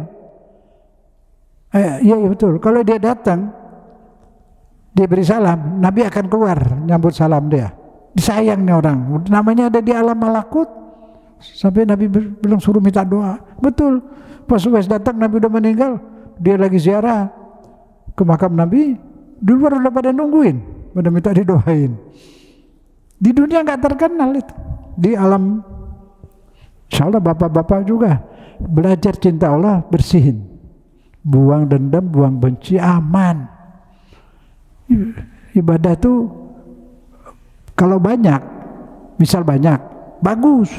Tapi kalau banyak piringnya kotor, mau makan nasi piringnya kotor, nasi piringnya kotor, nasinya sedikit piringnya bersih, piring yang mana? Hah? Yang bersih. Allah juga begitu, digiring tuh. Yaumalayan faumalun wala banun illa, kecuali yang datang hadap Allah pulang ke akhirat bawa jiwa yang salim, bebas dari penyakit. Di Quran di Al-Baqarah, fi qulubihim maradun, di kolbunya ada penyakit, penyakit badan, kanker, tumor, penyakit ruh, jiwa, benci, dendam, sombong, kikir, apalagi mubazir juga haram. Rezeki dari Allah nggak boleh dibuang-buang, pergunakan buat keluarga. Kalau rezekinya gak cukup, kasih makan yang baik. Senang-senang gak dilarang, jalan-jalan gak dilarang. Siapa bilang mau kaya gak dilarang? Mau minta doa malam, bikin proposal, saya mau dagang ini, saya mau kerja ini, mau produksi ini, apa aja boleh, tulis aja situ. Sholat malam, tahajud situ, udah nih taruh situ, di bangku apa di leher, di meja, taruh aja, nyampe itu. Kalau bilang, oh enggak itu bidah, astagfirullah, bidah. Siapa sih lagi itu orang cinta sama Allah? Kalau dia minta sama hantu, itu baru kafir. Minta sama Allah kok. Kok pakai ditulis? Oh ada urusan sama Tuhan deh, kamu jangan ikut-ikut. Itu dia nggak tahu. Cinta sama Allah tuh sampai ke situ. Dia orang surat menyurat, karena cinta surat menyurat, apa salahnya? Mau sambil sujud minta boleh, di luar sholat ya. Di waktu sholat, kalau sholat fardu nggak boleh dirubah. Kalau sholat sunnah boleh ditambah, bacaannya ditambah boleh. Ada lupa saya. Pakai peci itu jangan begini ya. Atau gini, sujud nutup dahi, ini mesti nempel di tanah. Di zaman Nabi di tanah, belum ada karpet, belum ada ubin.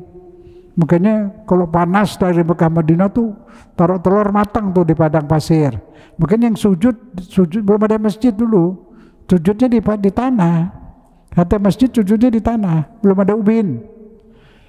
Makanya ininya hitam, panas.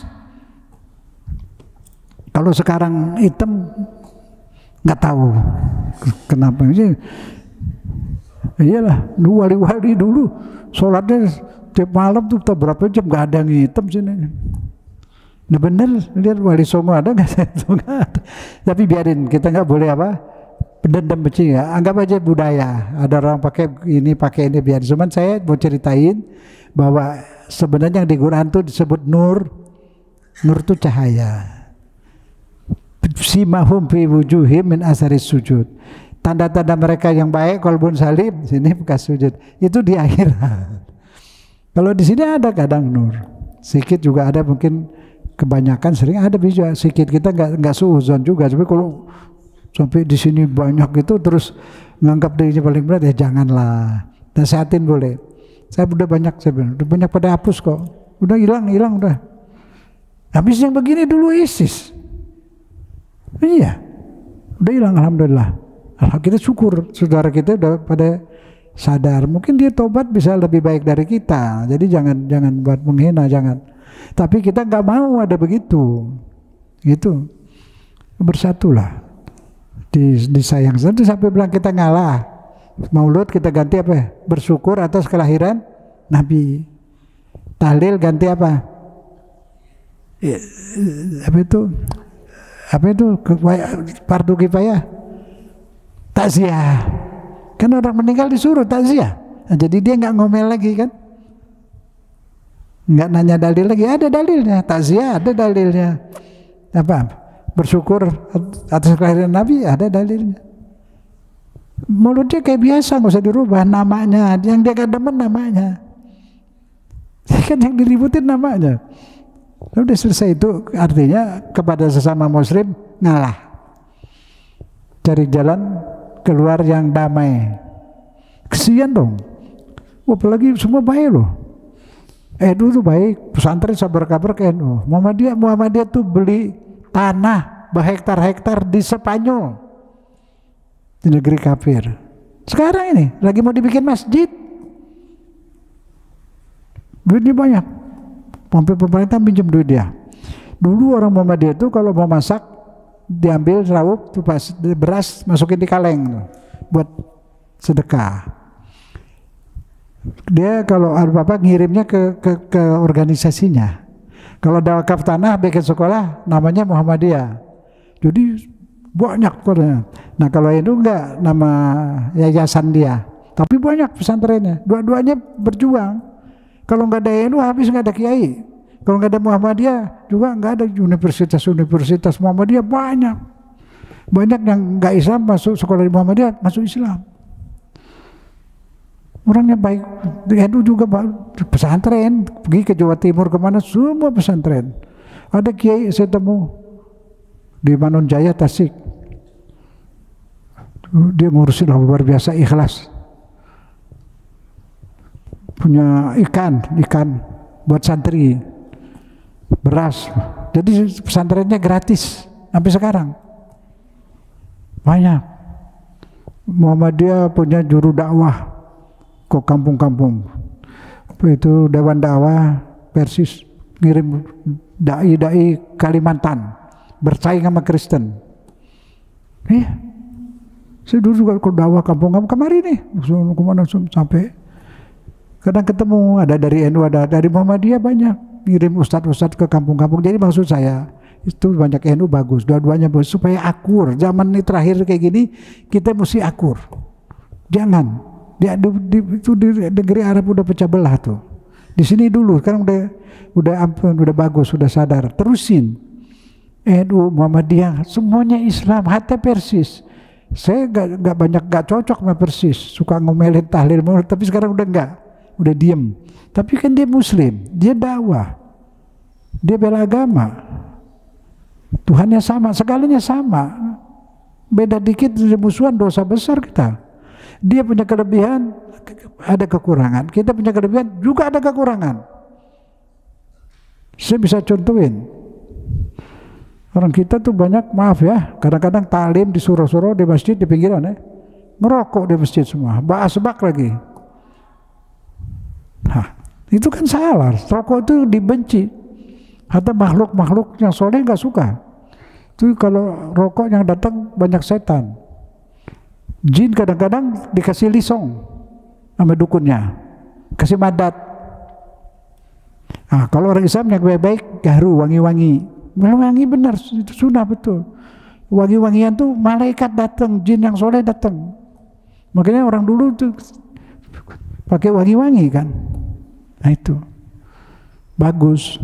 Jadi maksud saya kesimpulan dari pelajaran sekarang ini apa? Menciptakan kolbun salim. Tolong diapalin kolbun salim, kolbun salim. Udah ajarin anak-anak semua.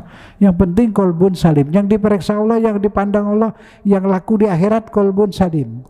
Enggak pakai pengadilan. Yang datang bikol bin salim langsung dipertemukan. Kalau di barzah ditemuin dulu ke keluarganya. Itu nantinya di surga.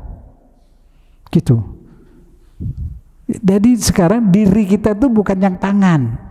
Tangan, mata ini benda. Kalau ruhnya keluar, mata bisa lihat gak? Enggak. Bisa mikir gak? Enggak. Jadi pikiran, perasaan kita adanya di jiwa, bukan di badan. Ini bungkusan, enggak ikut ke akhirat.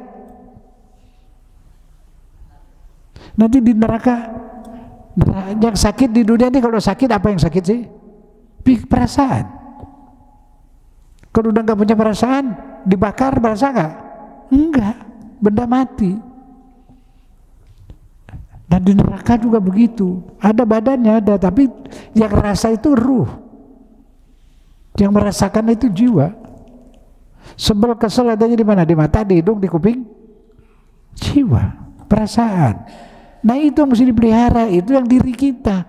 Kalau badan kita mandiin, kasih vitamin buat makanan cacing, tapi bersihin boleh, maksud saya sekedarnya. Kolbu itu yang harus dibersihkan. Ini yang pulang ke Allah, ini yang hidup, ini jiwa. Jangan sampai punya jiwa apa itu galak, benci, sering menjelekin orang. Itu bahaya itu. Dan sholat nggak bisa khusyuk, nggak bisa. Kalau hati belum bersih nggak bisa. Udah ya.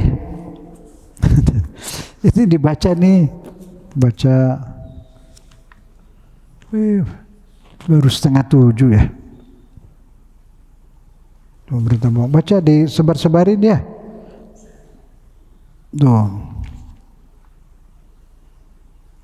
Siap-siap deh, bersihin.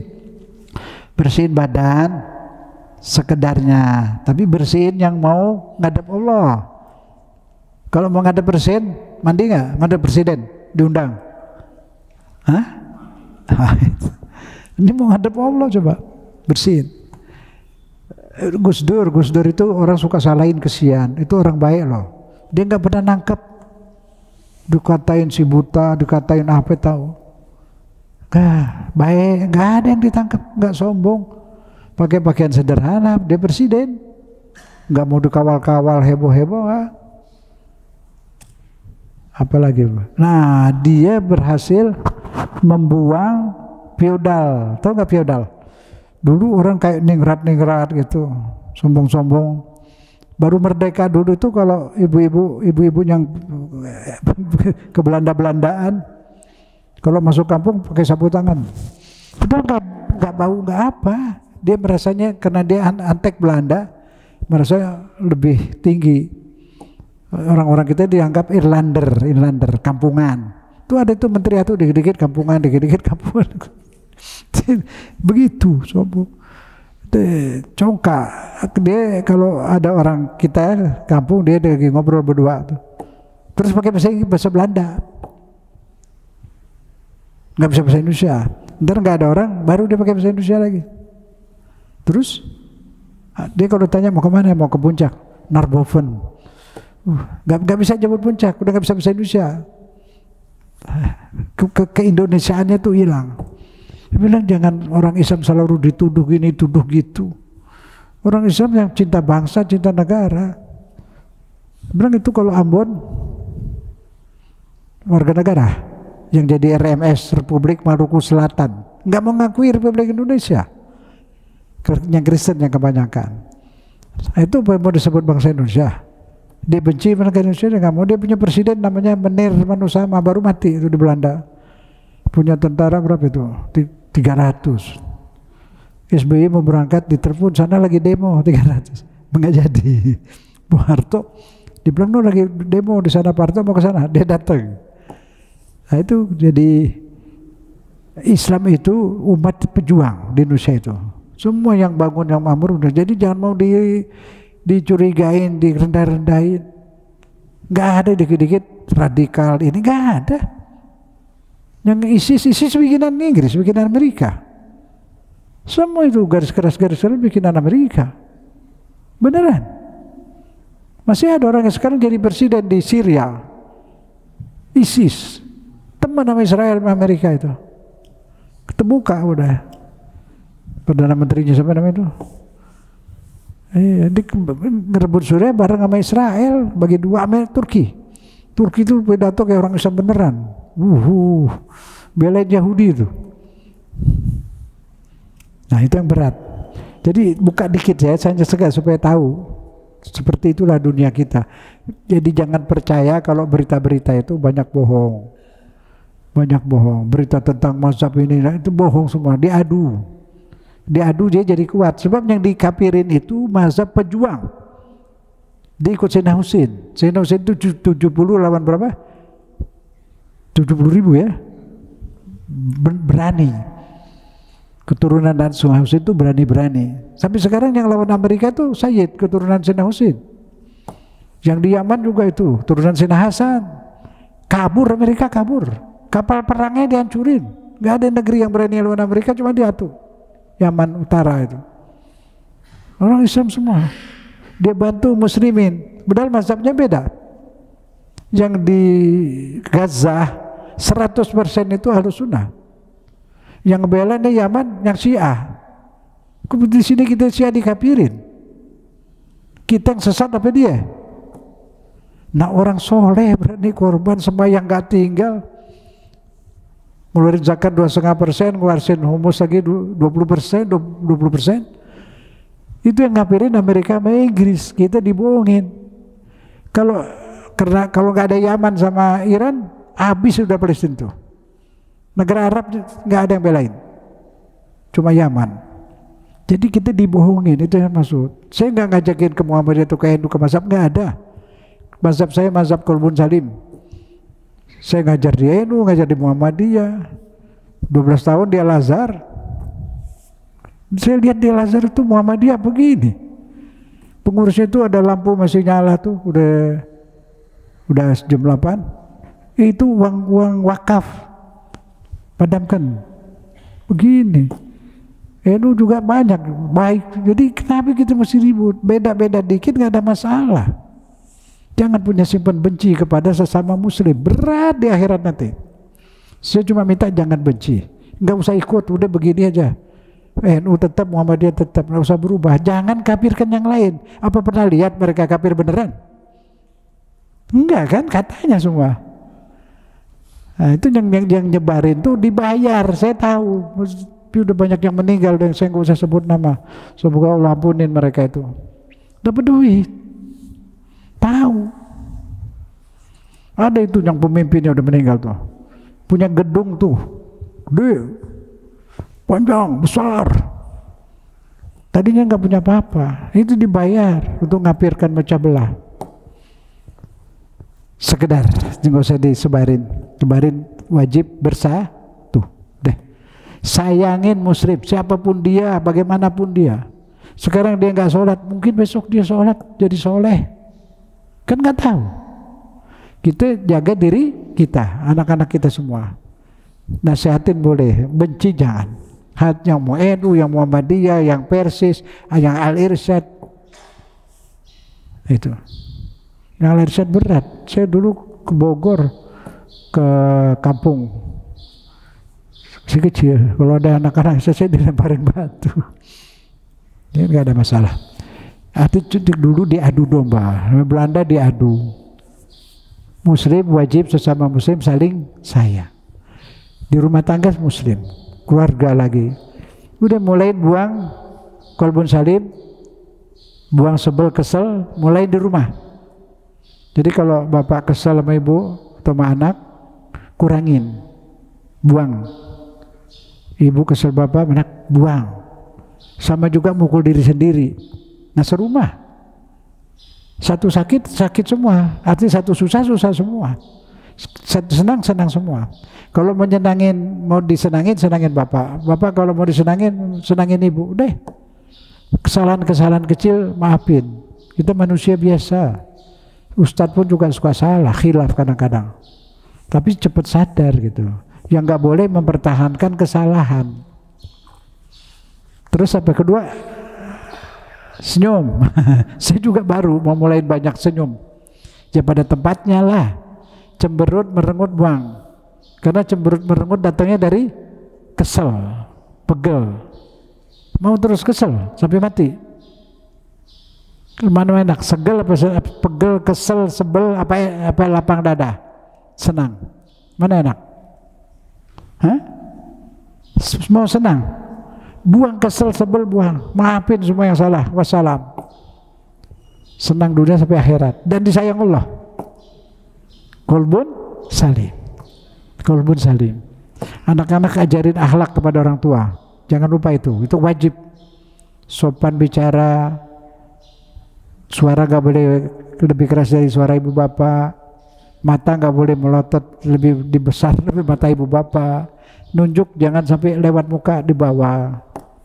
Diajarin biar ibu bapak rela, tapi ke Allah marah supaya disayang Allah. Ajarin, bukan kebutuhan ibu bapak, kebutuhan dia.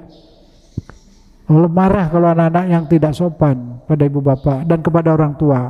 Itu jangan lupa tuh tugas ibu tuh. Bapak pelan-pelan, baikin dulu. Ini ada gelas ditutup, bisa nggak isi? Bisa nggak masukin air? Gelasnya ditutup, bisa. Hati yang ditutup nggak mau dari mana sehat. Baikin dulu, usap-usap sini leher. Dari kepala belakang leher, pakai salawat. Wassalamualaikum Muhammad. Insyaallah. Ya, bapak juga kalau ibu lagi sedikit cerewet, Allahumma sholli ala Muhammad. Usap-usap, lemas terus baik. Beneran. Gak pakai ini marah-marah nggak berhasil. Tambah parah. Orang diomelin semua tersinggung. Dan dia nggak dengar apa yang kita kasih tahu. Daunnya dimarahin. Dia kesel, dia sebel, nggak bisa selesai. Cium aja beres. Ya. Itu semua itu lutuf. Kalau Allah tuh latif, apa itu latif? Allah tuh lembut. Lihat di Quran, nggak ada ayat nyebut orang kafir, nggak ada. Orang nyebut orang kafir nggak nyebut nama, nggak nyebut nama. Cuma satu, Abu Lahab. Di sekelilingnya munafik banyak, kafir tahu dia. Pura-pura jadi sahabat. Banyak di Quran itu, tapi tidak nyebut nama. Ini kok enak aja ya kafir, daripada dia tahu. Orang kafir, orang soleh kan ada di hati. Kecuali dia terang-terangan, itu lain lagi. Gitu ya. Pokoknya salim deh, jangan ada benci, jangan ada dendam. Anak-anak diajarin kayak gitu. Wassalamualaikum warahmatullahi wabarakatuh. Dibaca ini ya. Ini yang penting ini nih, himpunan murah senyum. Udah bisa senyum kan? Ustaz bisa? Coba latihan senyum. Senyum dalam hati. Coba. Hah? Boleh habis ini? Bisa senyum. Coba latihan. Coba semua latihan senyum. Biasain di rumah. Jadi damai rumah. Bapak, senyum aja. Latihan. Buang itu kesel, sebel, merengut, bikin pusing, bikin ribut. Senyum. Bisa kan? Latihan ya. Semua. Ya Ibu ya. Semua diajarin senyum di rumah. Jangan di pasar, enggak deh. Di pasar salah itu. Ada pertanyaan? Silakan. Jadi yang diperiksa Allah bukan mazhab. Kolbun salim. Mau Muhammadiyah jadilah yang kolbun salim. Mau NU yang kolbun salim. Jelas tuh. Jadi bukan mazhab. Selama ini seolah mazhab tuh jaminan masuk surga. Ya enggak lah. Ibadahnya nggak beda. Muhammadiyah NU udah sama. Yang jadi penilaian Allah kolbun. Nah, sebelum mati buru-buru. Kalau badan sakit, tumor, kanker, mati, penyakitnya ikut mati. Kalau penyakit ruh nggak ikut mati, kebawa ke akhirat karena ruh yang pulang. Jadi yang wajib dibersihkan badan juga, tapi lebih wajib lagi ruh, pikiran bersih, perasaan bersih. Enak hidup, senyum, nggak ada beban. Coba kalau ada punya musuh, tetangga sebelah sini musuh, sebelah sini musuh, sebel. Nah tiap hari keluar ketemu tetangga, berarti setiap keluar merengut, ketemu lagi tetangga merengut. Capek sendiri. Iya kan? Jadi yang bikin susah hati kita itu kita sendiri. Nah kalau yang dibenci 10 orang, 10 kali merengut setiap 10 menit. Udah kotor, hidup capek. Senang, jadi benar senang. Kalau udah hati bersih, nggak boleh jalan-jalan, nggak butuh. Mau kemana nggak butuh. Di rumah aja enak, duduk enak. Ada lagi satu saya lupa. Ini penting nih. Tadi saya cerita Sayyidah Zainab yang banyak susah, cucu Nabi. Sayyidah Fatimah. Sayyidah Fatimah tuh 3 hari sudah saya sampaikan, dia kasih orang miskin. Tapi hidupnya senang. Apalagi itu Zainab juga. Dia ngomong, dia tuh menderita, dimusuhin sama orang-orang kafir jahiliyah. Dia bilang apa? Mara itu illa jamil. Apa yang kulihat semuanya indah. Bayangin, apa yang saya lihat semua indah. Dia padahal dilihat ponakannya dibunuh segala macam, adiknya sedang dibunuh di depan mata dia. Mara itu illa jamil. Yang aku lihat semuanya indah. Jadi gini, kalau kuda dikasih kacamata kuning, lihat rumput semua jelek. Kalau dikasih kacamata hijau, semua rumput masih muda, bersih, bagus. Artinya tergantung kacamata, bisa kotor, bisa tidak, gitu kan? Nah, dia dikasih kacamata bahagia sama Tuhan. Ada di surat Al-Insan tuh, ayat 11. Dia hidupnya tuh senang terus, padahal derita, dimusuhin. Siti Fatimah tuh pernah ada orang mau datang ke situ, orang penting lah, belum dibukain udah marah, ditendang tuh pintu, kayak anak pintu itu jatuh, ketiban, luka lah. Nggak mau sebut nama. Jadi semua ukurannya sini. Dia menderita hidupnya, dimusuhin segala macam, tapi hatinya bahagia. Itu yang saya maksud. Ininya. Dia bilang marah itu ilah jamil, apapun yang kau alami semuanya indah. Aneh nggak? Padahal menderita itu, dimusuhin. Dia senang. Karena senang tepatnya di hati. Hati dia nggak dicubit. Katakan badannya ada luka, tapi hatinya nggak bisa ada yang sakitin hati kita. Kita sendiri. Wah, kita Ustaz kayak diiris-iris. Setan yang irisnya pakai silet tapi pakai golok.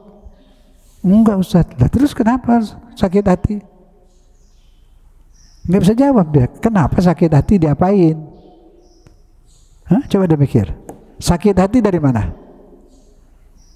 Itu kan orang ngomong, ngatain. Keperkataannya dari mana? Masuk ke badan kan? Enggak. Iya udah lewat. Terus siapa yang masukin kita? Kita apalin, kita rekam di sini. Kesel, sebel. Terus orang yang ngatain kita lagi tidur, ngorok tidur enak. Dia senang-senang aja dia habis ngatain. Jadi dia berhasil nyakitin kita. Siapa yang kalah? Kita. Dia kan pengen nyakitin. Nah kita yang masukin tuh penyakit. Coba maafin. Habis nggak ada apa-apa. Itu qalbun salim. Jadi jalan ke surga ini. Senang juga di dunia ini. Kalau di rumah nggak ada yang ribut, semua maafin, nggak pernah ribut. Surga nggak rumah? Nah itu, jadi ada di mana surga itu di dunia? Di duit? Sini. Kita yang bisa rubah, kita yang jadi dokter untuk diri kita, untuk jiwa. Nggak ada dokternya, mau dibawa kemana? Yang bisa ngobatin kita sendiri. Kita jadi dokter, kita jadi perawat untuk hati kita.